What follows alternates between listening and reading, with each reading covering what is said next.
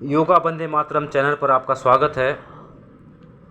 आज हम आपको महर्षि पतंजलि द्वारा बताए गए योग के 8 अंगों के बारे में बताएंगे, जो क्रमशः इस प्रकार हैं: यम, नियम, आसन, प्राणायाम, प्रत्याहार, धारणा, ध्यान, समाधि।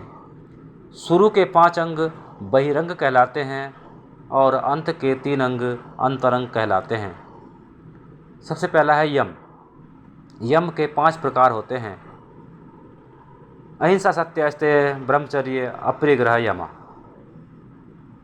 पहला है अहिंसा, दूसरा है सत्य, तीसरा है अस्तेय, चौथा है ब्रह्मचर्य, पांचवा है अपरिग्रह।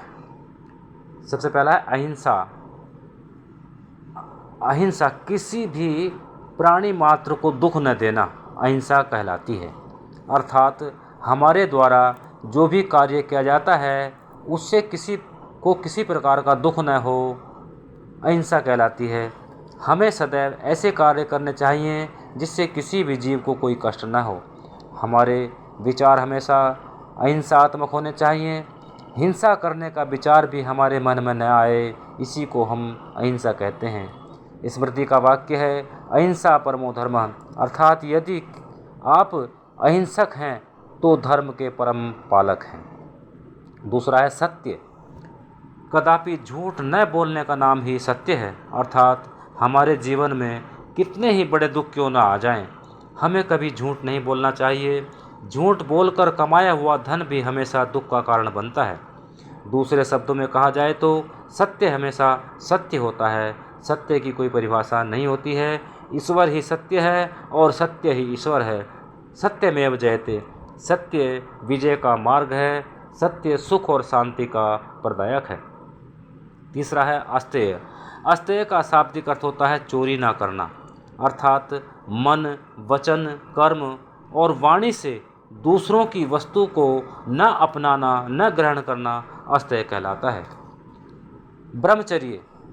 अपनी इंद्रियों को संपूर्ण रूप से अपने बस में रखना ब्रह्मचर्य कहलाता है।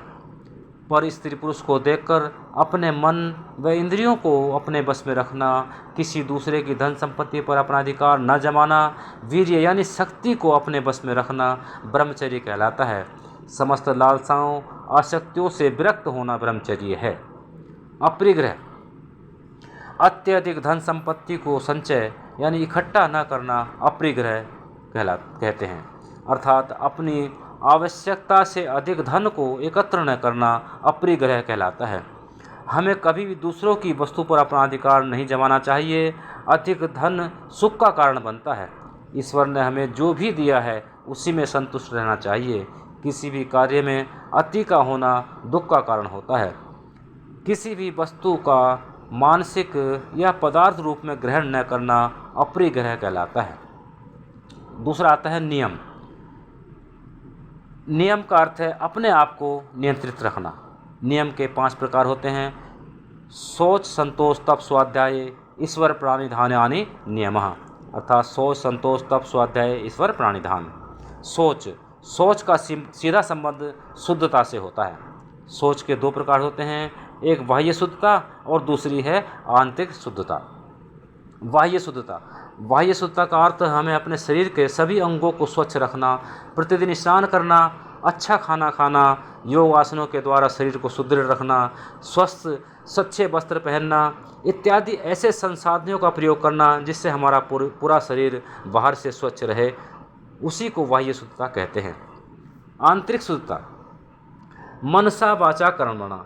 अर्थात मन, वाणी और कर्म को स्वच्छ रखना, ईश्वर के प्रति अपने आप को समर्पित कर देना, मन, मस्तिष्क व बुद्धि को स्वच्छ रखना, अपने मन को परमपिता परमात्मा में लगा देना जो सबका पालनहार है। हमारे मन में उत्पन्न होने वाले संपूर्ण विकारों का नाश करना आंतरिक शुद्धता कहलाती है। अब आता है संतोष। सुख दुख, जय पराजय, लाभ हानि, यश अपयश, कीर्ति अपकीर्ति, प्रसन्नता अप्रसन्नता आदि सभी स्थिति में सदैव संतुलन बनाए रखना। अर्थात ईश्वर ने जो हमें दिया है उसी में संतुष्ट रहना संतोष कहलाता है। तप का अर्थ यह नहीं होता कि हम अपने शरीर को कष्ट दें एक पैर पर खड़े होकर तपस्या करें, व्रत एवं उपवास रखें, पानी भी न पिएं, ऐसी भ्रांतियों को तप नहीं कह सकते। सुख दुख में समान रहना, भूख प्यास को सहन करना, मान या अपमान की स्थिति में समान रहना, अपने मन बुद्धि व दसों दिशों इंद्रियों को अपने बस में रख कर लेना, हर स्थिति में अपने आप को समान रखना तप कहलाता है। स्वाध्याय, धार्मिक ग्रंथों वेद, उपनिषद, पुराण, गीता का पठन पाठन करना, मनन करना, अर्थात जिन ग्रंथों को पढ़कर हमारा मन बुद्धि आत्मा प्रसन्न रहे उसे हम स्वाध्याय कहते हैं। हमें ऐसी पुस्तकों को कभी नहीं पढ़ना चाहिए जिससे हमारे चित्त बुद्धि व मन पर गलत प्रभाव पड़े, अर्थात आत्मा ज्ञान आनंद की अनुभूति कराता है। सच्चा ईश्वरीय ज्ञान ही हमारी आत्मा और परमात्मा का मिलन कराता है, इसी को हम स्वाध्याय कहते हैं। ईश्वर प्राणिधान, अपने आप को पूर्ण रूप से ईश्वर को समर्पित कर देना ही ईश्वर प्राणिधान है, अर्थात जीवन पर्यंत जो भी हमने मनसा वाचा कर्मणा, मन से, वाणी से, कर्म से, भक्ति से जो भी ज्ञान प्राप्त किया है सब कुछ ईश्वर को समर्पण कर देना ही ईश्वर प्राणिधान है। यहीं से ध्यान मार्ग से होते हुए समाधि तक पहुँचने का मार्ग सरल हो जाता है, अर्थात ईश्वर प्राणिधान के द्वारा ध्यान मार्ग से होते हुए समाधि की स्थिति में प्रवेश होता है। अब आता है तीसरा आता है आसन। योग शास्त्र में आसन का एक अलग महत्व है। आसन एक ऐसी क्रिया है जिससे हम अपने शरीर को सुंदर सुदृढ़ बनाते हैं। आसन ऐसा होना चाहिए जिससे हमारे शरीर में कोई पीड़ा ना हो। एक ऐसी मुद्रा जिसमें हम सुखपूर्वक बैठकर ईश्वर का ध्यान कर सकें। आसन अनेकों हो सकते हैं, अर्थात जिस शारीरिक मुद्रा में स्थिरता के साथ लंबे समय तक सुखपूर्वक बैठा जा सके उसे आसन कहते हैं। शारीरिक व मानसिक स्वाध्याय के लिए आज की इस भागदौड़ वाली ज़िंदगी में योग आसनों के द्वारा बहुत ही राहत मिलती है। चौथा नंबर है प्राणायाम। प्राण जमा आयाम, अपने श्वास की गति को छोड़ना एवं ग्रहण करना प्राणायाम कहलाता है। प्राणायाम हमारे शरीर के सभी तंत्रों को व्यवस्थित करता है। प्राणायाम के द्वारा हमारी बुद्धि विकसित होती है। प्राणायाम हमारे शारीरिक, बौद्धिक एवं आध्यात्मिक उन्नति में अत्यंत सहायक होता है। नंबर 5वां है प्रत्याहार। आँख, कान आदि 10 इंद्रियों को संसार के विषयों से हटाकर परमात्मा में लीन हो जाना प्रत्याहार कहलाता है। 6वां नंबर है धारणा।